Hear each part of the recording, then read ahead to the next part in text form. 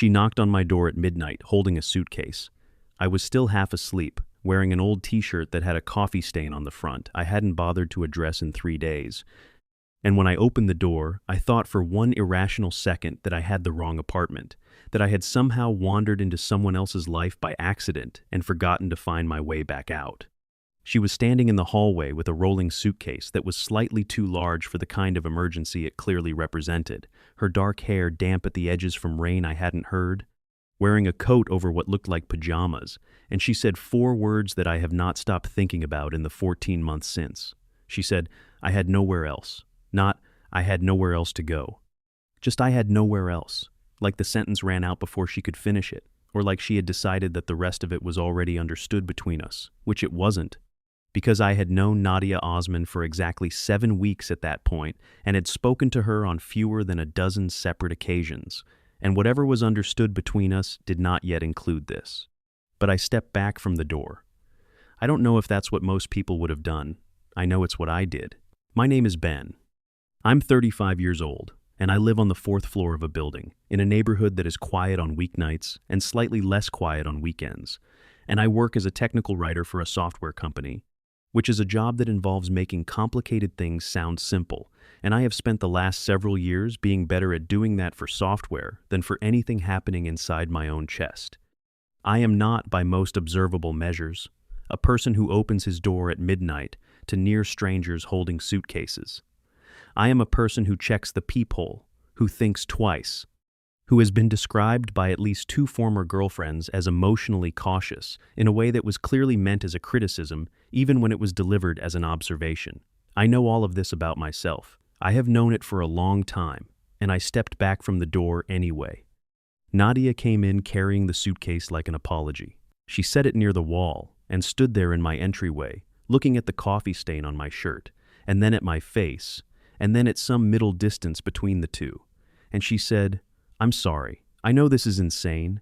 I just didn't have anywhere that felt right, and I saw your light was on and I thought. She stopped.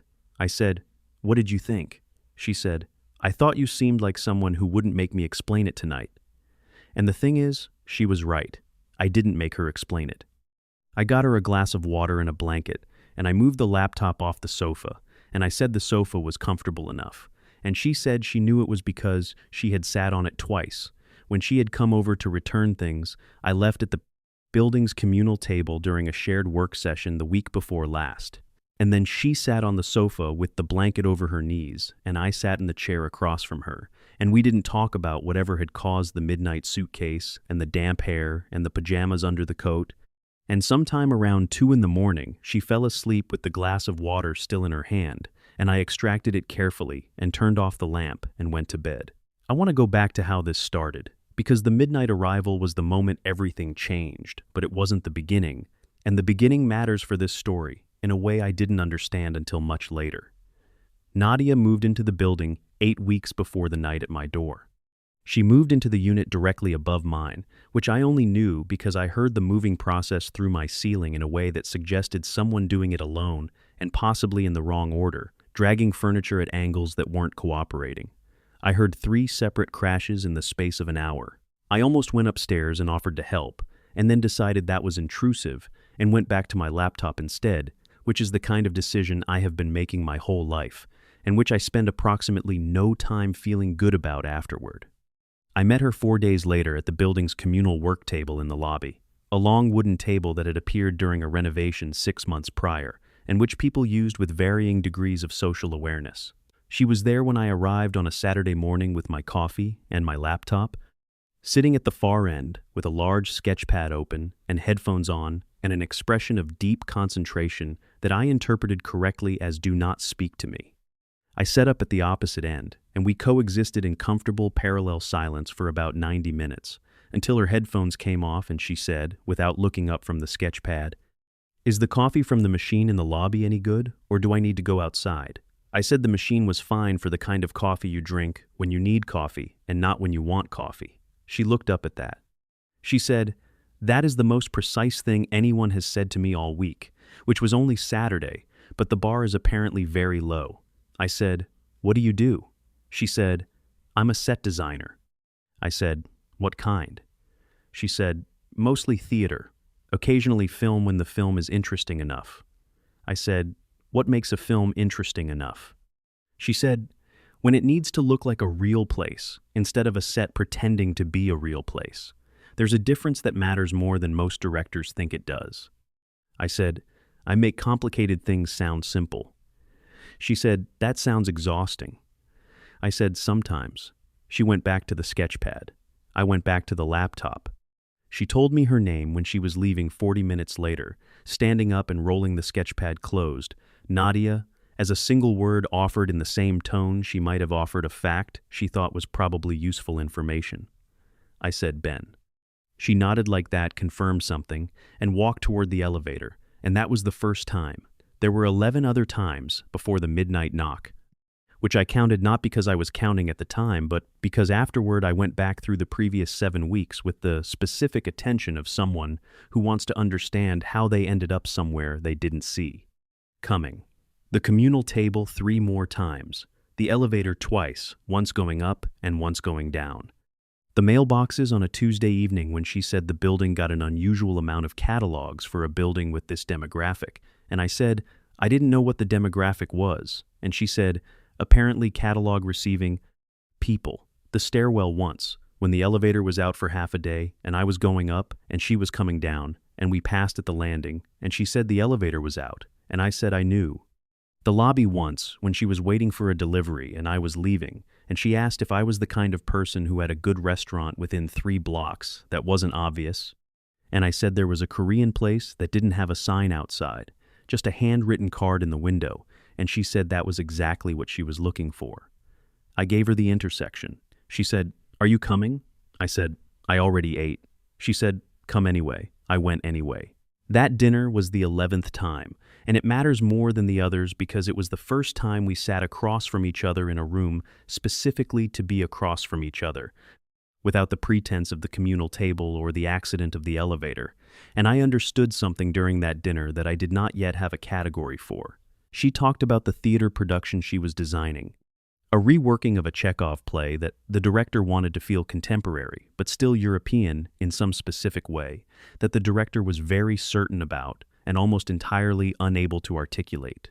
She said the problem with directors who have a clear feeling about what they want is that they often can't tell you what that feeling is in any terms you can translate into physical objects.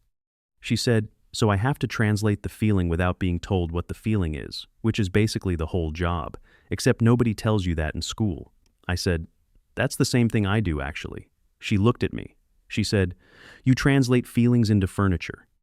I said, I translate what engineers mean into what users understand, but the gap between those two things is basically a feeling. She said, huh. She said it the way people say, huh, when they have just reassembled something they thought they understood into a shape that makes more sense than the previous one. She ate the rest of her soup and then she said, I like talking to you. I said, I like talking to you too. She said, that's good. I live directly above you. It would be unfortunate if we didn't.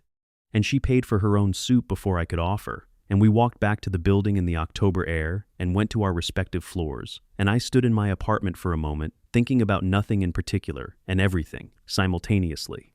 The 12th time was the midnight knock, 6 days after the dinner.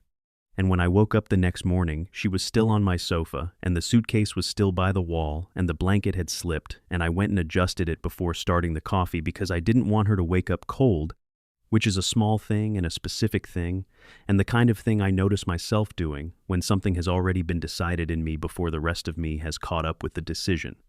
She woke up while the coffee was brewing, and she came into the kitchen in her socks and her coat over pajamas combination, and she said, I owe you an explanation.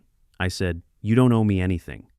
She said, I'd like to give you one anyway. I said, okay. She said, my situation at home has become untenable. She said it exactly like that, untenable, with the specificity of someone who has been thinking about the right word for a while. She said, I share the apartment above yours with someone who was my partner and has recently become my former partner, and the process of transitioning between those two things is requiring more time and more presence in the same space than either of us anticipated, and last night it became clear that I needed to not be there for at least one night, ideally more. I said, how long do you need? She said, I don't know. I said, "The sofa is yours as long as you need it." She looked at me over the rim of the coffee mug I had handed her, and she said, "You don't have to do this." I said, "I know that." She said, "Why are you doing it then?" I said, "Because you knocked on my door and told me you had nowhere else, and I believed you. And because I think you're someone who doesn't say that kind of thing casually, and that makes it the kind of thing worth responding to." She held the coffee mug in both hands and didn't say anything for a moment. Then she said, "The stain on your shirt is coffee." I said, "I know." She said, "It's a good shirt otherwise." I said, "Thank you." She said, "You're welcome." And that was how Nadia Osman came to live on my sofa. She stayed for 9 days. I want to be precise about this because the 9 days were not a single continuous emotional experience. They were 9 separate days with different textures and different temperatures. And I think the only way to tell you what happened in them is to tell you what they actually felt like, rather than what I have retrospectively decided they meant. The first day was careful, both of us moving around the apartment with the slightly exaggerated consideration of people sharing a space they haven't negotiated yet. She went upstairs twice to get things, both times in the afternoon, when she had apparently determined he was out, and she came back with a tote bag each time and added the contents to the rolling suitcase that lived by my wall with an air of small, sad organization that I found difficult to watch and therefore watched anyway. She asked if she could use my drafting table, which I used for nothing except stacking mail, and I moved the mail and she set up the sketch pad and worked there in the evenings while I worked at the kitchen table. And we listened to the same radio station without discussing it, because she had asked what I usually listen to, and I had told her, and she had found it on her phone, and that had been that. The second day she made breakfast without asking. I came out of the bedroom to find eggs on the counter and bread in the toaster, and her standing at the stove in her socks with her hair pulled back, reading something on her phone, and the entire apartment smelled like butter and coffee, and something that I can only describe as morning being the correct time of day rather than an inconvenience to be managed. I said, "You didn't have to do this." She said, "I like to cook when I'm thinking through a problem, and you happen to have eggs." I said, "I'm glad I have eggs." She said, "You're also out of pepper." I said, "I'll get pepper." She said, "I already ordered it. It comes tomorrow." Which is how I ended up with pepper. I didn't order on day 3, and a kitchen that had been reorganized slightly by day 5, in a way that was genuinely more logical than the original arrangement, but that I couldn't have articulated as a need until she had addressed it. On the 4th day, she laughed at something I said. I want to put this in the record because it was the kind of laugh I had not produced in anyone in some time, the kind that is surprised out of a person rather than performed, the kind that involves a brief closing of the eyes and a tilt backward, and a sound that is slightly undignified and entirely real. I had said something about the Chekhov reworking, about whether Chekhov himself would recognize the contemporary version as belonging to him, or whether he would feel like a building that had been renovated so thoroughly that only the address remained. She had looked at me, and then she had laughed like that, and then she had said, he would definitely recognize it.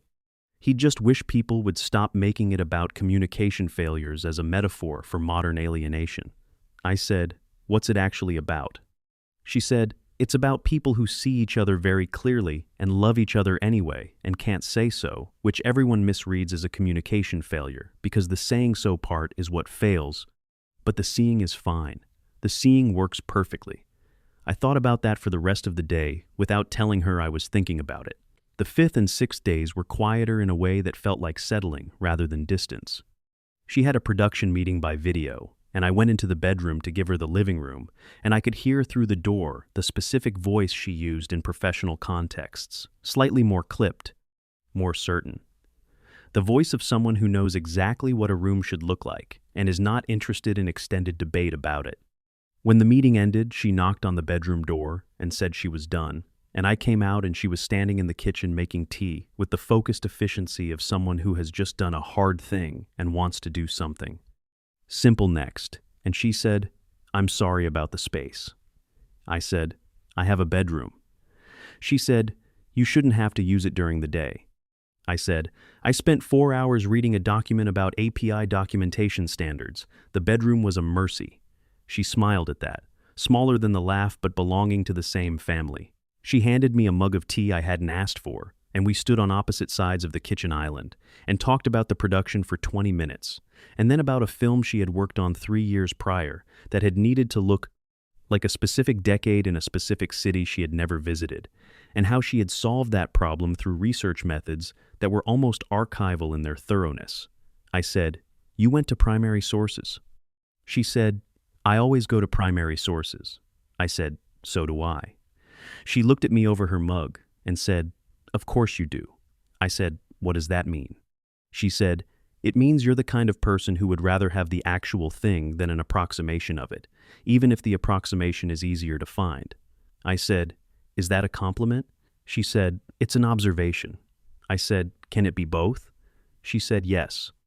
And she took her tea back to the drafting table, and I stood in the kitchen alone for a moment with the specific warmth of being understood accurately by someone who had been paying attention. On the 7th day, she went upstairs for longer than the previous times. I didn't ask. I watched the ceiling the way you watch a ceiling when someone you have feelings for, which I had by this point admitted to myself with the clarity of someone who has run out of reasons to maintain the pretense otherwise, is moving around in the space directly above you. She came back after 2 hours with a different expression than she had left with, something that had been resolved or surrendered, and she said, "I think most of it is sorted." I said, "That's good." She said, "I'll probably be able to go back in a few days." I said, "Okay." She said, "Is that okay with you?" I said yes because it was the correct answer, and because I meant it, and because there was another answer inside me that I was not yet ready to give, which was that 9 days had been sufficient for something to grow in me that I had not expected, and that the prospect of the sofa being empty again was producing in me a specific and unwelcome kind of quiet that I recognized as the return of the kind of quiet I had been living in before she knocked on my door. The 8th day, she moved the sketch pad back into the tote bag. I watched her do it from the kitchen doorway, and I said nothing, and she said nothing, and the apartment registered the change in the way apartments register changes, in the quality of the light, and the arrangement of things, and the precise temperature of the silence. That evening she made dinner, a full dinner, more effort than the eggs, something with roasted vegetables and a grain she had bought specifically from a market 2 blocks over that I had never been to, and that apparently had better grain selection than the closer one. We ate at the kitchen table, and she told me about the first production she had ever designed, a student production with a budget of almost nothing, where she had built an entire Eastern European village street from reclaimed materials and second-hand furniture, and a very specific quality of paint she had mixed herself to get the exact color of light she needed. She said, "I knew exactly what it needed to look like. I just had to find the materials that matched the picture in my head." I said, "And you did." She said, "Eventually." I said, "How do you know when you found the right thing?" She looked at me across the table. She said, "You know, because the room starts to feel real, not like a set, like a place that exists independently of whether anyone is watching it." I said, "How does that feel?" She said, "It feels like being in the right place instead of a version of it." And she looked at me for a moment with the seeing clearly expression that I had thought about since the 4th day, and I understood that we were not only talking about set design, and I understood that she knew I understood, and neither of us said so, and the dinner was very good, and the evening lasted longer than it needed to because neither of us moved toward ending it. The 9th morning I woke up, and the suitcase was packed and standing by the door, and she was in the kitchen with her coat on and her tote bag over her shoulder, and she looked at me with the specific expression of someone who has made a decision and is now in the part that comes after the decision, which is harder than the decision itself. I said, "You're going now." She said, "I think it's better before I change my mind." I said, "About going upstairs?" She said, "Among other things." I stood there in my old t-shirt, the one with the coffee stain I had finally washed by day 6, and I thought about 9 days of eggs and pepper and laughing and tea I didn't ask for, and the Chekhov play, and what she had said about seeing clearly and rooms that feel real. I said, "Nadia." She said, "I know." I said, "I don't think you do, actually. I think I need to say it plainly." She stopped with her hand on the suitcase handle, and she looked at me and waited with the specific patience of someone who has been waiting for something for a while and has learned how to do it without showing the cost of the motion. Waiting.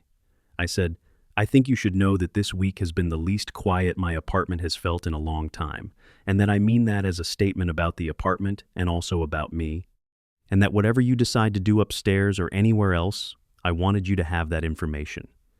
She looked at me for a moment. She said, "The apartment is very quiet." I said, "Yes." She said, "Yours or mine?" I said, "Both, probably."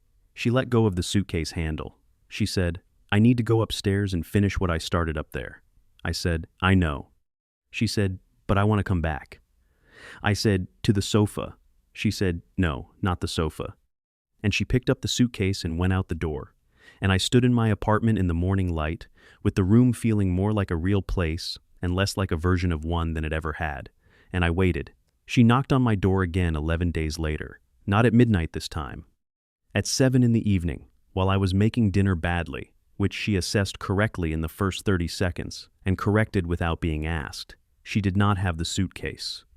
She had the tote bag with the sketch pad in it, and she had a bottle of wine she had clearly selected with some thought, and she had the expression she wore when she had sorted something through and arrived on the other side of it with her. Conclusions organized. She said, "I ended the lease upstairs. I'm moving at the end of the month." I said, "Where are you moving?" She said, "I haven't decided yet. I wanted to ask you something first." I said, "What are you asking?" She said, "Are you still in the same place you were 11 days ago?" I said, "I haven't moved." She said, "I mean internally." I said, "I know what you mean." I said, "Yes." She said, "Then I'm probably looking for a place in this building." I said, "There might be a waiting list." She said, "I know the landlord." I said, "You've lived here for 2 months." She said, "I also know someone on the 4th floor who might be willing to put in a word." I looked at her standing in my doorway with the wine and the tote bag and the sketch pad and the expression of someone who has found the right materials for the room she has been building in her head, and I thought about the first morning at the communal table and the Korean restaurant and the midnight suitcase and 9 days of eggs and the specific quality of silence in an apartment that has stopped being empty.